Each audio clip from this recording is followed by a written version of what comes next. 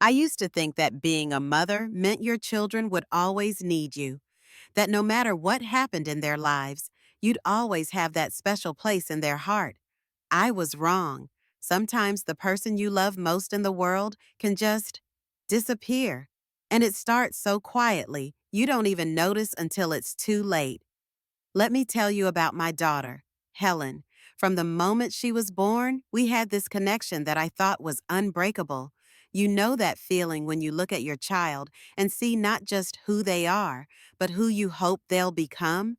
That was Helen and me every single day. She was my only child, born when I was 28, after 3 miscarriages that nearly broke my spirit.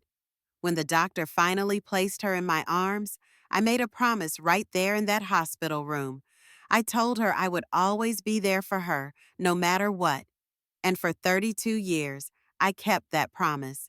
We had our routines, Helen and I. Every Sunday morning, she'd call me while making her coffee. We'd talk for an hour, sometimes two. She'd tell me about her work at the elementary school where she taught third grade, about the funny things her students said, about her weekend plans. I'd share stories about my garden, my book club, the neighbors. It sounds simple, but those calls were the highlight of my week. When she lived in the city about 2 hours away, she'd drive home at least twice a month. We'd cook together, watch old movies, go through photo albums. She loved hearing stories about her childhood, about her father before he passed when she was 15. Sometimes we'd sit in comfortable silence, just enjoying each other's company. I treasured those moments because I knew not every mother gets to be close to their adult child. Helen would bring me little gifts, a scented candle, a book she thought I'd enjoy, fresh flowers from the farmer's market. But the real gift was her presence. The way she'd curl up on the couch next to me like she was still my little girl. The way she'd ask for my advice about everything from which dress to wear, to a school function, to whether she should apply for the assistant principal position. I was her safe place, and she was mine. After my husband died, Helen became my anchor. She helped me through the grief, made sure I wasn't isolating myself, encouraged me to join the book club and take up gardening again. We leaned on each other, and it felt natural, healthy. This is what family should be, I thought. Our relationship wasn't perfect. No relationship is. Sometimes she'd get annoyed when I worried too much about her driving in bad weather, or when I'd suggest she should eat more vegetables. And yes, maybe I called a bit too often when she was stressed about work. But we always worked through our little disagreements. We talked things out because that's what we did. We communicated. I remember thinking how lucky I was. My friends would complain about their adult children never calling, never visiting, being too busy with their own lives. Not my Helen. She made time for me. She valued our relationship. I used to feel almost guilty about how good we had it, like I was bragging when I'd mention our Sunday calls or her weekend visits. Looking back now, I realize I took it for granted. I thought our bond was so strong that nothing could break it. I thought love was enough to weather any storm. But then David came into the picture, and everything I believed about family, about love, about being a mother, was about to be tested in ways I never imagined. Helen met David at a teachers' conference 3 years ago. She was 31 then, and I'll admit, I was starting to worry she might never find someone. Not because I thought she needed a man to be complete, but because I knew she wanted a family of her own. She'd always talked about having children, about being the kind of mother she felt I'd been to her. When she first mentioned David, her voice had this lightness to it that I hadn't heard in years.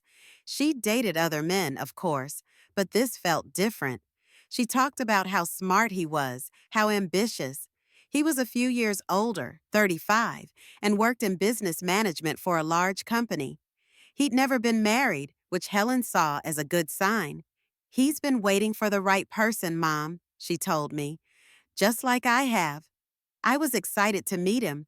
When Helen brought him home for the first time, about 4 months into their relationship, I tried to make the best impression. I cooked his favorite meal. Helen had told me he loved pot roast and made sure the house looked perfect. I wanted him to feel welcome, to see that Helen came from a loving family. David was handsome, I'll give him that. Tall, well dressed, with this confident way of speaking that I could see why Helen found attractive. He was polite enough, calling me Mrs. Anderson, complimenting my cooking, asking appropriate questions about my garden and my volunteer work at the church. But something felt off, though I couldn't put my finger on it then. You know that feeling when someone is saying all the right things, but there's something underneath that doesn't quite match? He seemed to be performing rather than just being himself. His smile never quite reached his eyes when he looked at me. During that first visit, I noticed how he'd gently steer conversations away from Helen's childhood stories or memories we shared. When I brought out photo albums, he seemed impatient, checking his phone frequently. When Helen and I would laugh about some inside joke, his expression would tighten slightly. I pushed those concerns aside. I told myself I was being overprotective, maybe even a little jealous that someone else was becoming important in Helen's life. After all, Helen was glowing with happiness.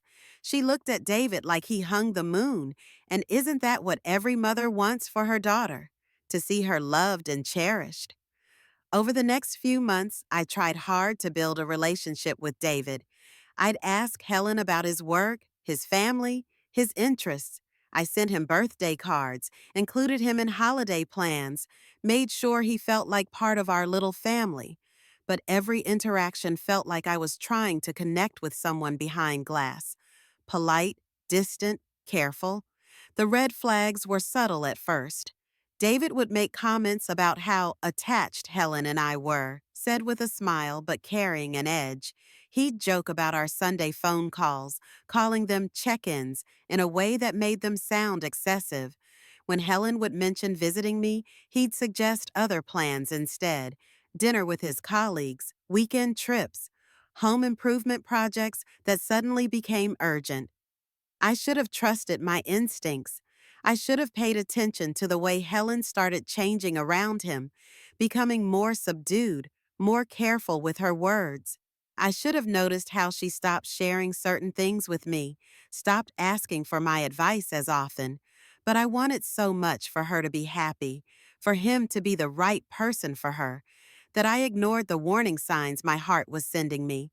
I convinced myself that this was normal, that when people fall in love, they naturally become more focused on each other, that maybe I needed to step back a little, give them space to build their own life together.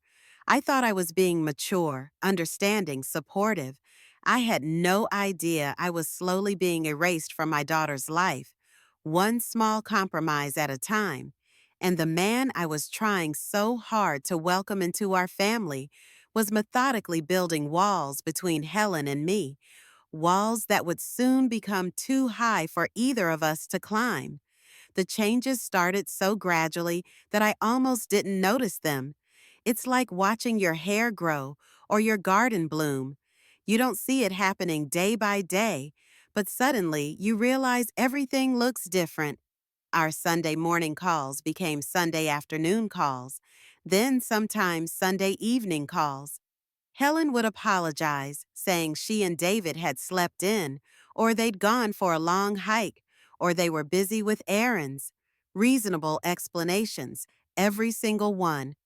But our hour-long conversations started shrinking to 30 minutes, then 20. I found myself doing most of the talking during those calls. When I'd ask Helen about her week, her answers became shorter, less detailed. Work was fine, Mom. Nothing much happening, just the usual stuff. This from the daughter who used to tell me about every funny thing a student said, every small victory in her classroom, every tiny detail of her daily life. You know that feeling when someone you love starts slipping away, but you can't quite grasp what's happening?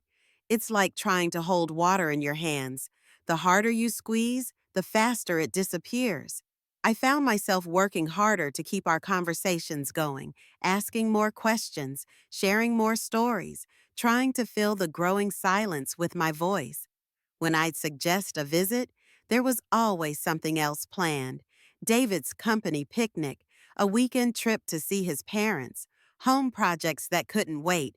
Helen would sound genuinely disappointed, promising we'd get together soon, but soon never seemed to come. I started calling more often during the week, just quick check-ins, but Helen began letting my calls go to voicemail more frequently. She'd call back later, sometimes the next day, with another reasonable explanation. She was in a meeting. She was at the grocery store. She was tired and had gone to bed early. The person who used to answer my calls on the second ring was suddenly too busy to talk to her own mother. I began to notice changes in Helen's voice, too. She sounded more careful, more measured. Gone was the easy laughter, the spontaneous sharing of thoughts and feelings. She started using phrases that didn't sound like her. David thinks, David says, David feels that. It was as if her own opinions were being filtered through someone else's perspective. When I'd mentioned something from her childhood or a memory we shared, she'd cut me off gently but firmly. Mom, that was so long ago. Or, I don't really remember it that way. These were memories she used to treasure, stories she used to love hearing. Now they seem to make her uncomfortable. I tried talking to my sister about it. Maybe she's just growing up, Patricia said.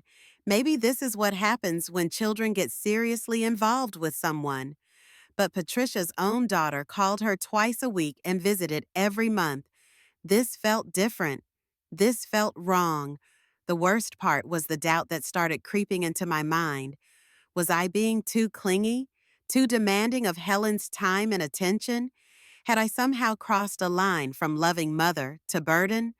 I'd lie awake at night replaying our conversations, analyzing every word, wondering if I'd said something wrong. I started walking on eggshells during our calls, choosing my words carefully, afraid to say anything that might make her pull away further. You know that feeling when you're constantly monitoring yourself, second-guessing every impulse to reach out to someone you love? It's exhausting. It's heartbreaking. And it changes you in ways you don't even realize until much later. But then came the wedding, and everything became crystal clear. Helen and David got engaged after 18 months of dating. When she called to tell me, I could hear the joy in her voice. But there was something else, too. A kind of nervous energy that made me think she was excited, but also anxious about my reaction. I'm so happy for you, sweetheart, I told her, and I meant it. Despite my reservations about David, I wanted Helen to be happy. I wanted her to have the love and family she'd always dreamed of. But planning the wedding became another exercise in feeling like an outsider looking in. Helen and David had decided on a small ceremony, which I understood. Money was tight with David's career change and Helen's teacher salary. But when I offered to help financially, to contribute what I could from my savings, David politely declined through Helen. David thinks it's important that we pay for our own wedding, Mom. He wants us to start our marriage independently. I respected that, even though it stung a little. I'd been looking forward to being part of the planning process, to sharing that special time with my only daughter. Instead, I found myself hearing about decisions after they'd already been made. The guest list was small, immediate family only, plus a few close friends. I understood, but it meant I couldn't invite my sister Patricia or any of our extended family who'd watched Helen grow up. David's family is small too, Helen explained. We want to keep it intimate. When Helen asked me to help her shop for a wedding dress, I was thrilled. Finally, a chance to be the mother of the bride, to share one of those precious moments I'd been dreaming about since Helen was a little girl, playing dress-up in my old clothes. But David came along. He sat in the chair outside the dressing room, checking his phone while Helen tried on dresses. When she'd come out to show us, I'd start to share my thoughts, but David's opinion always came first. That one's nice, but the other one was more elegant. The neckline on this one is more flattering. I think the simpler style suits you better. I watched my daughter's face as she looked at herself in each dress, and I could see her looking for David's approval more than her own reflection. The dress they chose was beautiful, but it wasn't the one that had made Helen's eyes light up. It was the one that made David nod approvingly. The wedding day itself was lovely on the surface. Helen looked radiant, the ceremony was touching, and David seemed genuinely happy. But I felt like I was watching it all through a window. During the reception, I found myself sitting alone more often than not. David's parents were polite but distant, and his few friends seemed to have nothing in common with me. When it came time for the traditional dances, I waited for Helen to ask me to dance, as we'd always talked about. Instead, David swept her into dance after dance, and when she finally came to find me, the music was winding down, and the moment felt like an afterthought. During the mother-son dance with David, he was perfectly polite, but I could feel the stiffness in his posture, the obligation rather than genuine warmth. "Thank you for raising such a wonderful woman," he said, which should have been touching, but it felt like he was thanking me for a service rendered, not acknowledging me as someone who would continue to be part of Helen's life. The most painful moment came during the reception speeches. David thanked his parents for their love and support. He thanked his groomsmen for their friendship. He thanked Helen for choosing him. But when he mentioned me, it was brief and formal. "And thank you to Helen's mother for being here today." Not for raising Helen, not for being a loving mother, just for being there. After the wedding, Helen and David went on their honeymoon to Italy, a trip funded by David's parents as their wedding gift. I didn't hear from Helen for 2 weeks, which I told myself was normal. Newlyweds should focus on each other, right? But when she finally called, something fundamental had shifted. She sounded different, more distant. When I asked about the honeymoon, her answers were brief and generic. "It was wonderful, Mom. Really beautiful." When I tried to ask for details, what cities they visited, what foods they tried, what their favorite moments were, she deflected. "Oh, typical tourist stuff. Nothing too exciting." This from the daughter who used to call me from weekend trips to tell me about interesting cloud formations she'd seen from the car window. That's when the calls started getting shorter and less frequent. Helen had officially become Mrs. David Peterson, and somehow in that transformation, she'd begun to forget she was also my daughter. The months after the wedding were some of the loneliest of my life. I found myself constantly reaching out, trying harder and harder to maintain the connection Helen and I had always shared. But the more I tried, the more she seemed to pull away. I started sending care packages, homemade cookies, books I thought she'd enjoy, little gifts for their new apartment. Helen would call to thank me, but the calls felt obligatory. "You don't need to send things, Mom. We have everything we need." I tried suggesting activities we could do together. "Maybe we could go see that new movie you mentioned. Would you like to come help me plant the spring garden? What about that craft fair next weekend?" But there was always something else. David's work events, plans with his friends, household projects that needed attention. You know that feeling when you're constantly being the one to initiate contact, when you realize you're always the one calling, always the one suggesting visits, always the one trying to keep the relationship alive. It's humiliating and heartbreaking at the same time. I started keeping track, which I know sounds pathetic, but I needed to know if I was imagining things.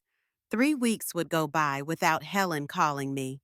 I'd finally break down and call her, and we'd have a pleasant but brief conversation. Then another 2 weeks of silence until I called again. The woman who used to call me just to share a funny story she'd heard on the radio had become someone who treated our relationship like a chore to be managed.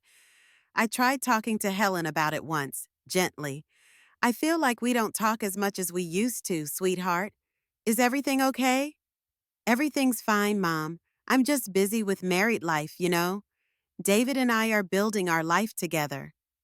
I understand that, honey. I just miss our talks. There was a pause, and when Helen spoke again, her voice was careful. Maybe we both need to adjust our expectations. I can't be calling you all the time like I used to. I have other priorities now. Other priorities. That's what I had become. A lower priority than whatever else was filling my daughter's life. I tried to be understanding. I told myself this was normal, that newlyweds needed time to adjust, that Helen was just figuring out how to balance her old life with her new one. But deep down, I knew something was fundamentally wrong. The Helen I had raised was kind and thoughtful. She would never have shut out someone she loved without explanation. She would never have made me feel like a burden for wanting to maintain our relationship. This person who looked like my daughter, but acted like a polite stranger. This wasn't the real Helen. I began to suspect that David was influencing her, maybe even controlling her, but I had no proof. Just a growing sense that my daughter was slipping away from me, and there was nothing I could do to stop it. I considered confronting David directly, but I knew that would only make things worse.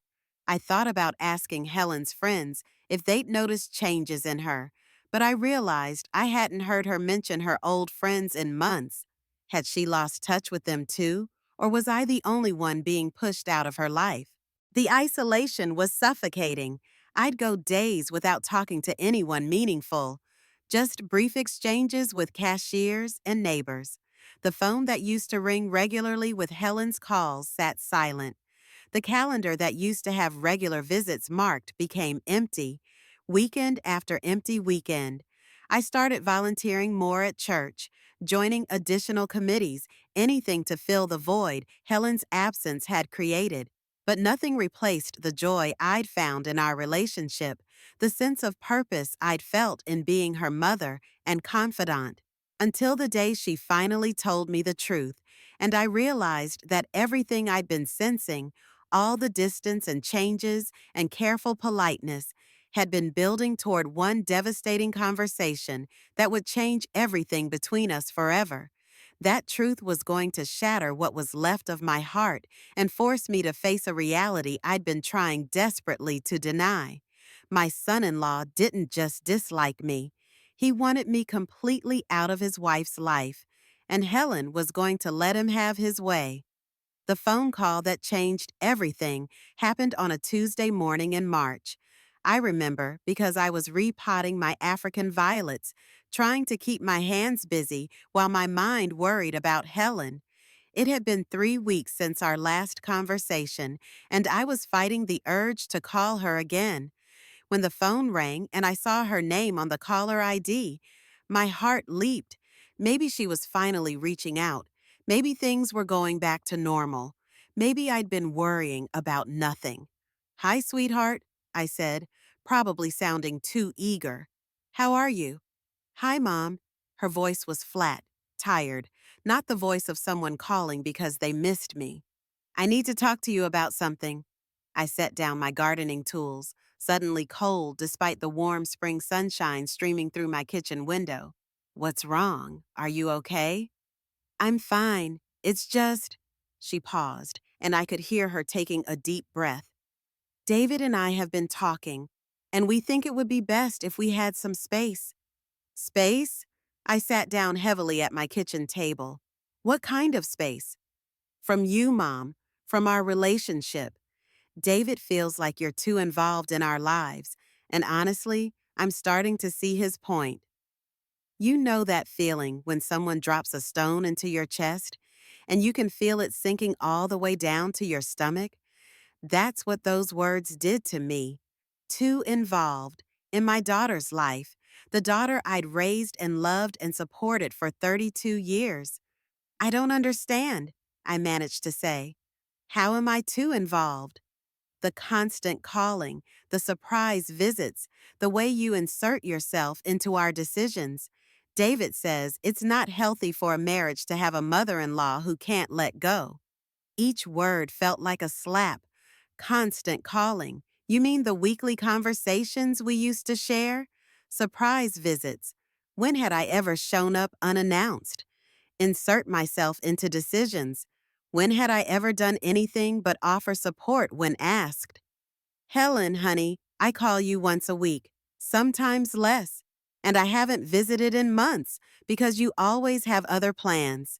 See, that's exactly what David's talking about. You keep track of everything. You make us feel guilty for having our own lives. I could hear it then. David's words coming out of my daughter's mouth. This wasn't Helen talking. This was someone who'd been coached, convinced, manipulated into believing that loving your mother was somehow wrong. Is David there with you right now? I asked. No, he's at work. But we discussed this together, and we both agree. When did you start needing your husband's permission to talk to your mother? The silence stretched between us, and I could almost hear Helen's internal struggle. For just a moment, I hoped she might recognize what was happening, might see how wrong this all was. Instead, her voice came back harder, more defensive. It's not about permission, Mom. It's about priorities. My marriage has to come first now. David has to come first. I never asked to come first, Helen. I just asked to remain part of your life. You are part of my life, but it has to be different now. David thinks we should limit our contact to major holidays and special occasions. He thinks that would be healthier for everyone. Major holidays and special occasions. My relationship with my only child reduced to Christmas cards and birthday calls. And what do you think, Helen? Not what David thinks. What do you think? Another long pause. When she spoke again, her voice was smaller, sadder. I think, I think he might be right. Maybe I have been too dependent on you. Maybe it's time I learned to stand on my own. My heart was breaking, but I had to try one more time. Sweetheart, loving your family isn't dependence. Staying close to people who care about you isn't weakness. You're not choosing between me and David. You're choosing whether to let him isolate you from everyone who loved you before he came along. That's not, you're twisting things around. Am I? When was the last time you talked to your friend Janet or your cousin Michelle? When was the last time you went anywhere without David's approval? The silence told me everything I needed to know. Helen wasn't just pulling away from me. She was pulling away from everyone who might help her remember who she used to be. I can't do this anymore, Mom, she said finally, and her voice was breaking now. This conversation is exactly why David says you're manipulative. You make everything about you. Manipulative. The word hit me like a physical blow. This was my daughter, my sweet Helen, calling me manipulative for trying to maintain our relationship. Helen, please, just think about what you're saying. Think about who we used to be together. Think about whether you're really happy or if you're just afraid to admit you've made a mistake. I have to go. Helen, wait. I'll call you on your birthday, okay? And Christmas. But I need you to stop calling me. I need you to respect our decision. Our decision. As if Helen had made this choice freely. As if David hadn't spent months poisoning her mind against me, making her believe that her mother's love was somehow toxic. If this is really what you want, I said, my voice barely a whisper, then I guess I have no choice but to respect it. But Helen, I want you to know that I love you. No matter what David has convinced you to believe about me, no matter how long this lasts, I will always love you.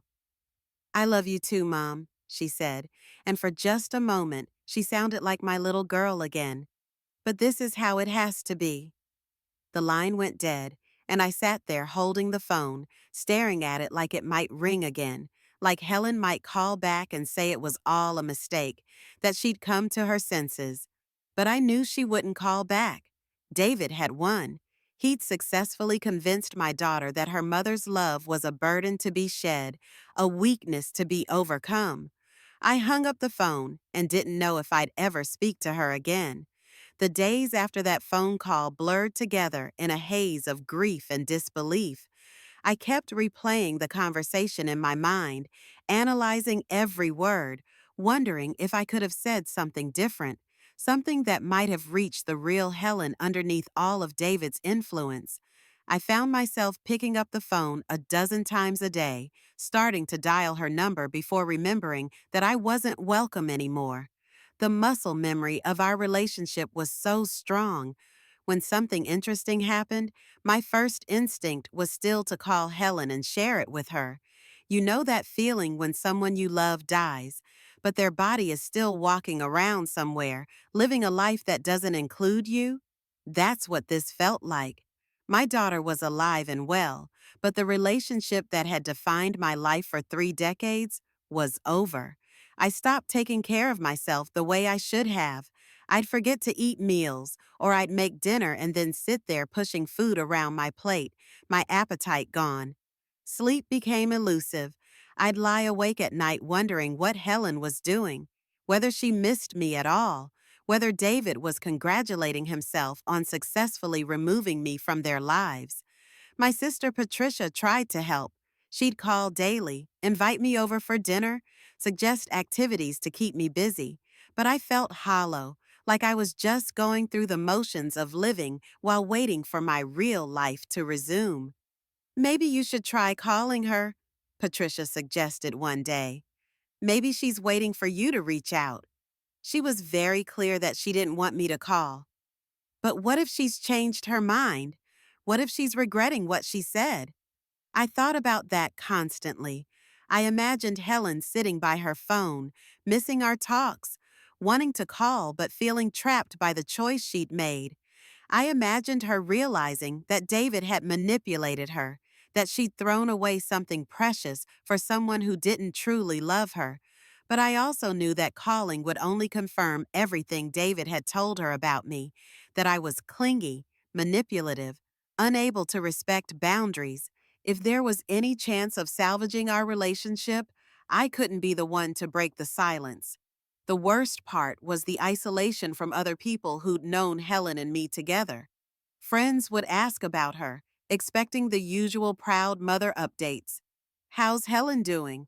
they'd say, and I'd have to figure out how to answer without explaining that my daughter had cut me out of her life at her husband's insistence. I became expert at deflection. "Oh, she's busy with married life. You know how it is. They're doing well, just keeping to themselves. Newlyweds need their space."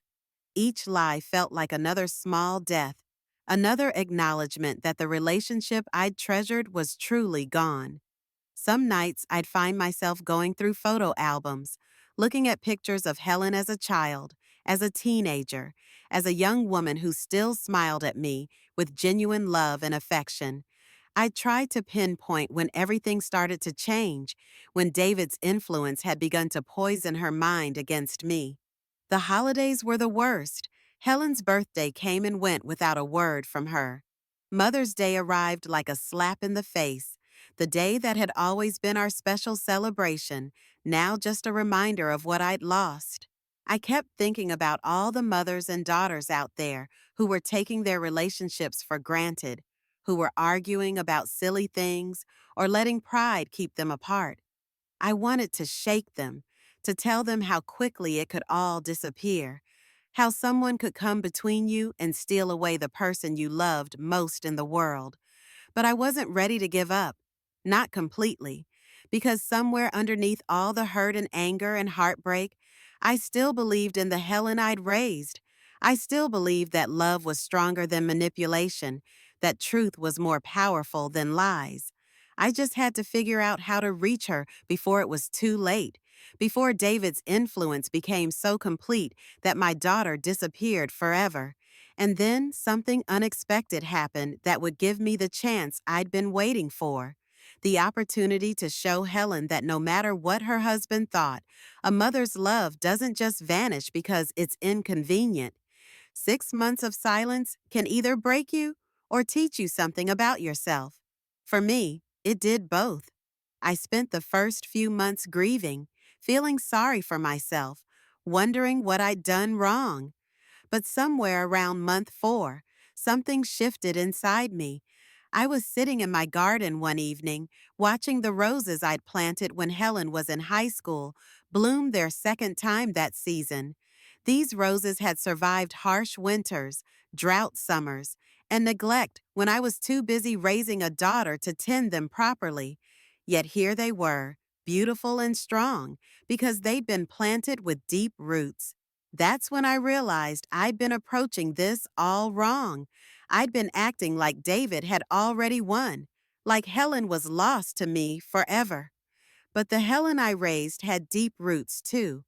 32 years of love, memories, and shared experiences don't just disappear because one man decides they're inconvenient. You know that feeling when you stop being sad and start being angry? When grief transforms into determination? That's what happened to me that evening. I decided I wasn't going to disappear quietly from my daughter's life just because it made David comfortable. I started small. I began sending Helen birthday cards again, not just on her birthday, but on random days that were special to us. The anniversary of her first day of school, the date she got her teaching job, the day we'd planted our first garden together when she was 7 years old. Inside each card, I wrote simple messages. Thinking of you today. Love, Mom. No guilt, no manipulation, just love. I didn't know if she was reading them or if David was throwing them away before she saw them. It didn't matter. I was reclaiming my right to love my daughter, even if that love had to travel one way for a while. Then I did something that surprised even me. I started volunteering at the elementary school where Helen taught, not to stalk her or create drama, but because I'd always loved working with children, and frankly, I needed something meaningful to fill the emptiness Helen's absence had created. The principal was delighted to have an experienced volunteer. I helped in the library, assisted with reading groups, and supervised lunch periods. I was careful to stay away from Helen's wing of the building, but I heard about her through the natural gossip of a school environment. She was struggling, the other teachers said. Her usual enthusiasm seemed dimmed.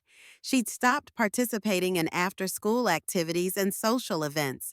One teacher mentioned that Helen seemed isolated, that she rarely talked about her home life anymore. It broke my heart to hear this, but it also gave me hope. The Helen I knew thrived on connection, on community, on being part of something larger than herself. If she was withdrawing from everyone, not just me, then maybe she was beginning to see the cage David had built around her. I learned that Helen's favorite coffee shop was just 2 blocks from the school, so I started going there once a week, always at the same time, always sitting at the same table by the window. I wasn't stalking her. I was simply making myself available, creating an opportunity for a chance encounter if she was ready for one. For weeks, nothing happened. I'd sit there with my book and my coffee, hoping to catch a glimpse of my daughter, hoping she might walk by and decide to come in. Some people might think this was pathetic, and maybe it was, but I prefer to think of it as persistent love. I also started reaching out to Helen's old friends, the ones she'd lost touch with since marrying David. I didn't badmouth David or try to turn them against him. I simply said I was worried about Helen, that she seemed isolated, and asked if they'd noticed the same thing. Janet, Helen's college roommate, had been trying to reach Helen for months. She never returns my calls anymore, Janet told me. And when I ran into her at the grocery store last month, she acted like she barely knew me. It was so strange. Michelle, Helen's cousin, who'd been like a sister to her growing up, had a similar story. I invited her to my baby shower, and she said she couldn't come because David had plans for them that weekend. Since when does Helen not come to family events? Slowly, a picture emerged of a woman who'd been systematically cut off from every relationship that mattered to her. David hadn't just targeted me. He'd isolated Helen from everyone who might remind her of who she used to be. But I wasn't ready to give up. Because somewhere underneath all of David's manipulation and control, my daughter was still there. The question was, would she be strong enough to fight her way back to the surface? That's when something unexpected happened that would change everything. The call came at 2 in the morning on a Thursday in September. I answered on the first ring, my heart immediately racing because no one calls with good news at that hour. Mom. Helen's voice was barely a whisper, shaky and scared. Helen? Sweetheart? What's wrong? I'm sorry to call so late. I know I said I wouldn't, but I didn't know who else to call. She was crying now, and every maternal instinct I had was screaming at me to help her, to protect her, to make whatever was wrong better. You can always call me Helen. Always. What happened? David and I had a fight, a bad one. He he said some things, did some things. I'm scared, Mom. My blood ran cold. Where are you now? Are you hurt? I'm in my car in the parking lot of that 24-hour diner on Maple Street. I left the house. I couldn't stay there. I'm coming to get you right now. Don't move. Mom, wait. I can't. This is so complicated. David's going to be furious if he finds out I called you. Let me worry about David. Right now, I'm worried about you. Just wait for me, okay? I'll be there in 20 minutes. As I threw on clothes and grabbed my keys, my mind was racing. What had David done to her? How long had this been building? And most importantly, was Helen finally ready to see the truth about her marriage? You know that feeling when someone you love is in danger, and suddenly nothing else in the world matters? Every hurt feeling, every month of silence, every cruel word David had convinced Helen to say to me, none of it mattered now. My daughter needed me, and I was going to be there for her. But as I drove through the empty streets toward that diner, I knew this was about more than just one bad fight. This was my chance to help Helen remember who she really was, to show her that love doesn't have to hurt, that marriage shouldn't mean losing yourself. This was my chance to get my daughter back. But what I did next would determine whether I'd win her trust or push her away forever. And honestly, I wasn't sure I was strong enough for what was coming. That night at the diner changed everything. When I found Helen sitting in that parking lot, mascara streaked down her cheeks, looking more lost than I'd ever seen her, I made a choice that surprised both of us. I didn't ask what David had done. I didn't say, I told you so. I didn't push her to leave him or demand explanations. I simply held my daughter and said, let's go home and make some tea. For 3 days, Helen stayed with me. We talked, but carefully. I let her set the pace, share what she was ready to share. Slowly, the truth came out. David's controlling behavior had escalated far beyond just isolating her from me. He monitored her phone calls, criticized her appearance, made her account for every minute of her day. The fight that drove her to call me had started because she'd smiled at a male colleague during a school meeting. You know that feeling when someone finally tells you the truth you've been sensing all along? Relief mixed with heartbreak, validation mixed with rage. I wanted to protect Helen from ever going back to that life, but I knew the choice had to be hers. Helen did go back to David, but something fundamental had shifted. She'd remembered that she had a mother who loved her unconditionally, who would answer the phone at 2 in the morning, who would hold her without judgment. That knowledge became her lifeline. It took 8 more months, but Helen finally found the courage to leave David. The divorce was messy and painful, but she didn't face it alone. Our relationship rebuilt slowly, carefully, with new boundaries and deeper appreciation for what we'd almost lost. Helen lives 20 minutes away from me now. We don't talk every day like we used to. We're both more careful about maintaining healthy independence. But we have Sunday dinners together, and she calls when she needs advice, and I'm part of her life again in all the ways that matter. She's dating someone new now, a kind man who encourages her friendships and celebrates her relationship with me. She's learned to recognize the difference between love that lifts you up and control that tears you down. To anyone watching this who's going through something similar, whether you're the parent being pushed away or the child being isolated from family, please know that love is patient, love is persistent, and love doesn't give up. Sometimes the people we love make choices that hurt us, but that doesn't mean we stop loving them. It means we love them enough to wait for them to find their way back to themselves. You know that feeling when you get a second chance at something precious you thought you'd lost forever? That's what every conversation with Helen feels like now. We're not the same people we were before David came into our lives, and our relationship isn't exactly what it used to be. But in some ways, it's stronger now. We've both learned that family bonds can survive almost anything if the love underneath is real. The phone call that broke my heart 3 years ago taught me that sometimes losing someone is the only way to find out how much they really mean to you. And sometimes, if you're very lucky and very patient, they find their way back home. Helen called me this morning just to chat. We talked for an hour about nothing important and everything that matters. And for the first time in years, when I hung up the phone, I wasn't wondering when I'd hear from her again. I knew she'd call back soon, because that's what daughters do when they remember they're loved.